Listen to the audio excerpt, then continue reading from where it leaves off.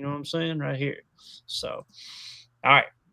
Moving along to the progress report. Anything else y'all want to add on the injury report there? Anything at all, boys? Anything at all?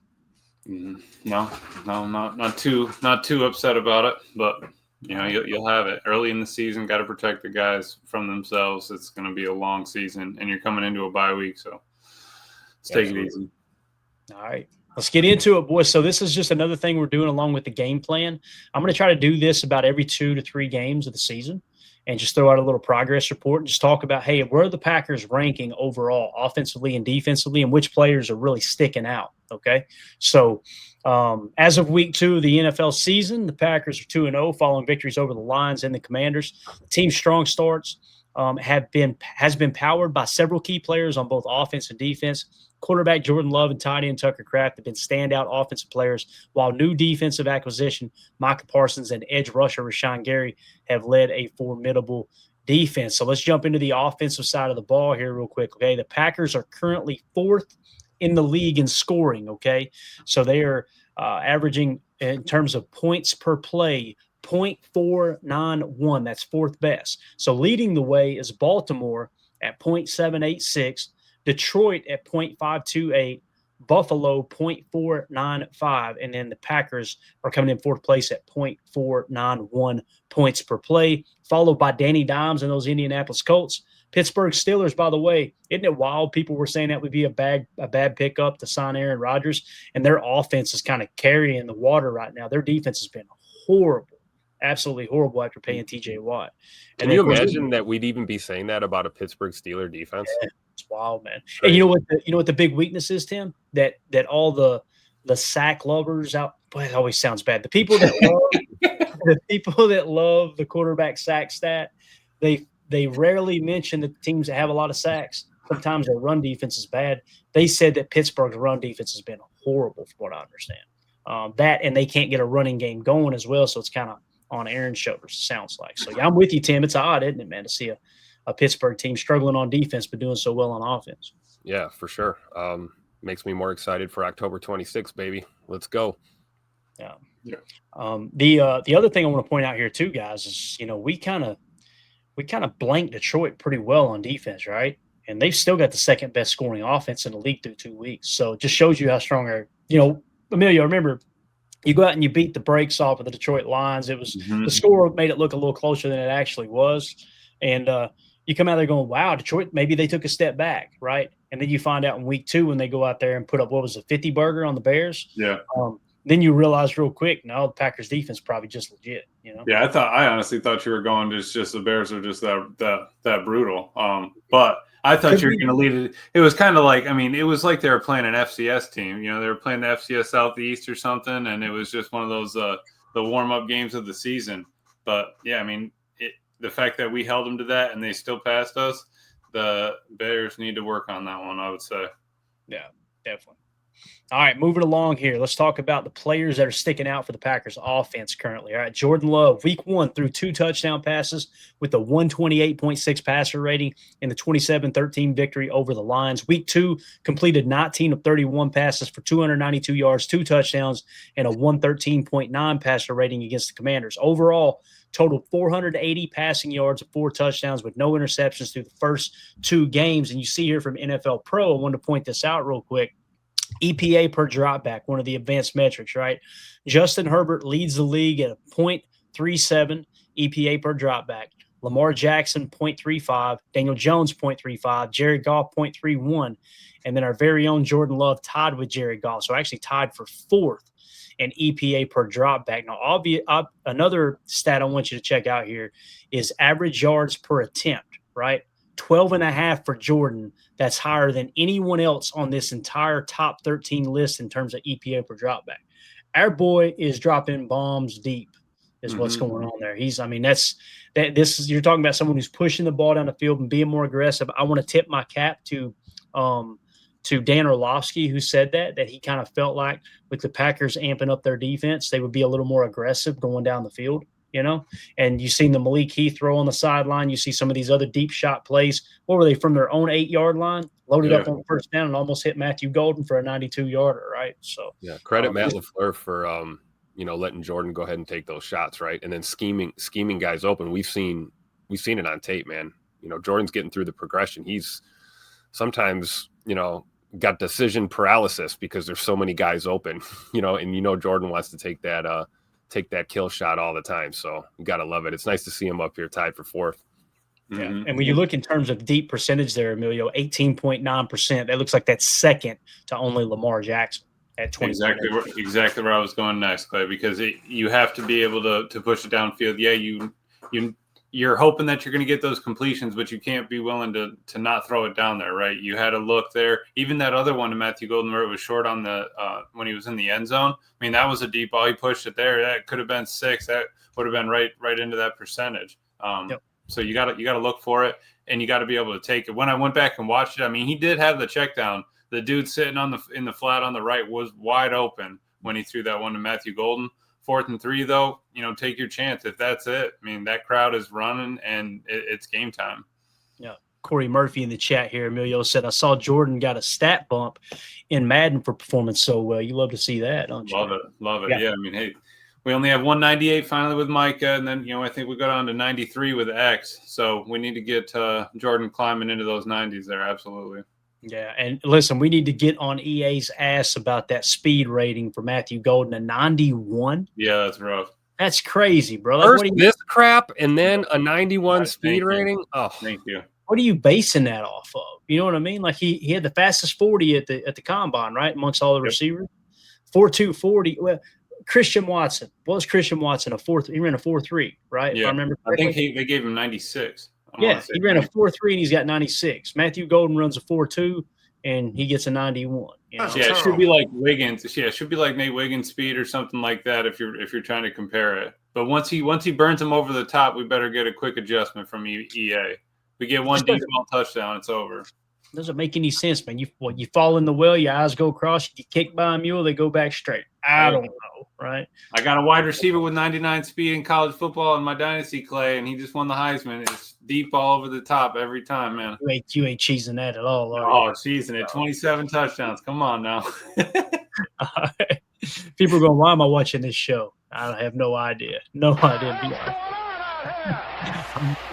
Up next, Tucker Kraft. Week 1, he caught a 15-yard touchdown pass to give the Packers an early 10-0 lead over the Lions. Week 2, had a career night, leading the team with 6 catches, 124 yards, and a touchdown in the win against Washington. Overall, was the 3rd highest-graded tight end in the NFL after 2 weeks, according to Pro Football Focus. When you look at the advanced metrics here, Tim, receiving EPA, he leads all tight ends in the league right now at a plus 11.3. Tucker Kraft off to an awesome start. It sucks that he's a little bit deeper with injuries, but again, if he only misses one game and picks up right where he left off, we're in good shape. If we get here on Sunday and 1 o'clock kickoff and he's active and he goes out there after being limited this week with the knee injury, Tim, in practice, and he goes out and has a similar game, 70, 80 yards receiving, a touchdown or 2, look out, man. You might be looking at Tucker Kraft's first all-pro year. Exactly. And that's kind of the reason why, as much as you'd like to hold them out, you almost don't want to sit the hot hand, right? I mean, the guys came out the gate pretty strong this year. And I think you're right. All pro season is not unrealistic at the rate he's going now. However, you can't do that if you're on IR. So it's a delicate balance. And we know Tucker's a tough guy. He's not going to make excuses about why he can't go. But I still feel like we can still be deadly with this passing attack, even if Tuck's got to sit one out, but I'd hate to break that momentum, man, because he's playing damn good football right now. Yeah. As Tom, he's told me 1,000 times. I apologize. We're gonna say B Timmy 10, all right? B Timmy 10 said Luke Musgrave breakout game. I love what Brambo says here, free baby giraffe. How awesome would it be though if you said, all right, Tucker, man, let's just rest the knee, and then you come out and Luke Musgrave end up with 100 yards receiving and a touchdown or 2. That would be freaking unbelievable. Yeah, a breakout game. I mean, he's been here since Tuck has, right? When are we going to get a super big breakout game from Musgrave?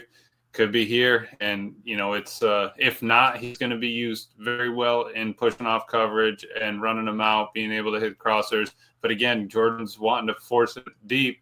That screams, somebody that can be a vertical threat, and a big tight end like Musgrave is a dude. Yeah.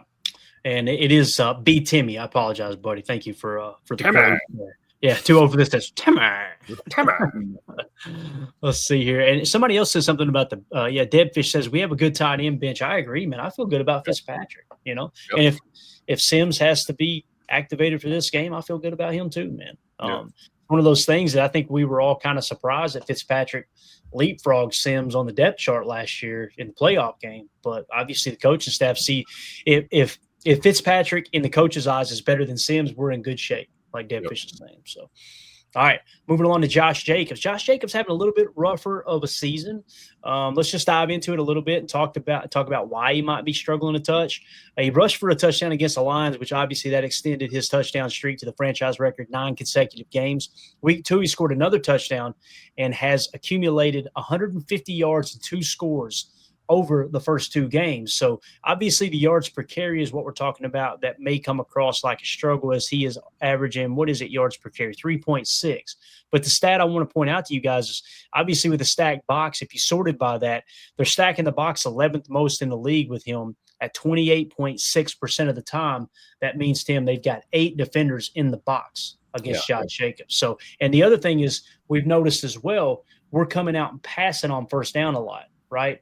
You see Matt LaFleur kind of I don't know, going into that a little bit, and we're playing more 13 and 12 personnel. 12 personnel, I think we're 5th most in the league.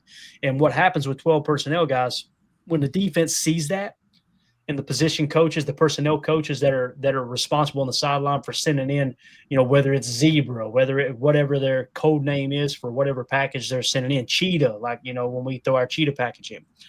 If they read 12 or 13, they're sending out their base defense. That's going to be a heavier, more solid run defensive box as opposed to if you're running at 11. So like we had talked about earlier in the week here, Emilio, if you come out in 11 personnel more, I think you're going to see Josh Jacobs's yards per carry go up a little bit. But obviously Matt LaFleur's putting that 12 and 13 on tape for a reason.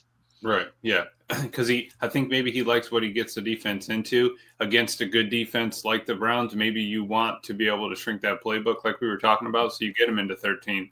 But for even Josh Jacobs having it, he's at almost 43% success rate. Yes. So that's not bad. I mean, he's only at 3.6 yards a carry. He's on the higher side of carries, looks like, for most of the backs. They're being at 42, but he's not failing at it, right? He's almost at 4 yards a clip. You can get first downs at 3.5 yards a carry. So I'm totally fine with that. It's still early in the season. We're still figuring out the blocking up front, and we just kind of need to, hammer home, drive, all that stuff, figure out if we want to run a little bit more pin and pull or traps or, just different ideas to get them there. But inside the 10, I'm not worried. You hand it to 8, we'll get 6. Yeah, and it looks like your Tim, that his success rate, it would actually be 6th on this list. So he's, if you're going off simply success percentage there, Josh Jacobs is right there around the top 5 anyway. Yep. And that's what we talked about these past couple of days, right? I mean, you can have an effective run game. I mean, we look at scored another touchdown week 2, has accumulated 150 yards and 2 scores. We'd love to see that on one afternoon, right? $150 and 2 tutters. We've seen those kind of numbers from Josh before, but I think at this point it's the little things. It's moving the sticks for us. It's being reliable in the red zone. I mean, like Emilio just said, man, it's true. It's almost automatic inside the 5 or 3 yard line range down there. And then of course figuring out the blocking schemes, and we've kind of had a little bit of musical chairs on that O line. And, we got to give Josh Jacobs credit. He's, picked up a lot of rushers. He's chipped a linebacker. He's chipped a blitzing safety before, giving Jordan Love time to get the ball off. All the intangible things that help your team win ball games that have a lot more to do with than just running with the football. So I think we just got to be a little patient. I'm sure Josh Jacobs will really get it going on the ground at some point. Yeah. Wide receiver Romeo Doubs had 2 receptions for 68 yards against Detroit. Week 2, he caught a 5-yard touchdown pass from Love to open the scoring against the Commanders here. Average yards per target, Romeo Doubs 4th in the league at 18.5 yards per target. And then Dontavion Wicks tied with him at 18.5. So Tay Wicks having a solid start to the season here. Look at the receiving EPA, plus 3.8 for Romeo Doubs. On this list here, it looks like that would put him in the top 5. And then, of course, Dontavion Wicks, a plus 6.7. If you were to sort by that, which we can't do because it's just a screen grab, it looks like he would probably be 4th on this list, if I'm looking at it correctly, 4th or 5th. So Tay Wicks might be having a breakout season here, Amelia. Might be happening. Yeah, absolutely. And Tay Wicks there with no yards after catch either. So I mean, those are routes, and they're ending when his hands hit the ball. Like running those out routes, having wherewithal to get your feet down, catch the ball. His hands are coming back. I mean, maybe he had a little down year last year, whatever. Like you got to move past that, turn it up. It's a new year. One day at a time. You can't be worried about the pass, and he's doing it. And the fact that Jordan Love can count on him to be there. We can use him as a flyer. We can use him, put him in motion to get a matchup you're looking for, outside leverage, whatever. I'm happy about it. Yeah, and Tim, when you look at this, his catch rate over expected last year, you'll remember Dontavion Wicks was horrible in that regard, right, with the drops. This year, he's off to a plus 20.6%. That would be 4th best on this list. So not shocked at all. Not shocked at all based on what I've seen. I mean, I'm no expert, but you can tell the guy's committed to the, doing the little things to work on the catch radius, for one thing, I think has improved for him. A lot of those drops he had last year were balls that he probably should have caught, but may or may not have been right on the money, and that's how football is, man. Every pass is not going to be perfect.